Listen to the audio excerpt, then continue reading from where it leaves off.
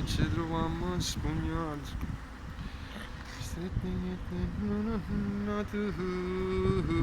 Com'è bella così.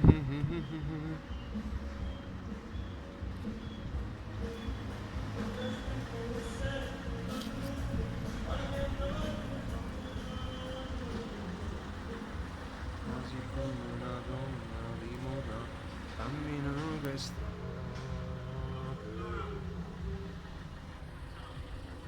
Ragazzi, mamma mia, mi scivola, sì, ora già mi sogna, in una doccia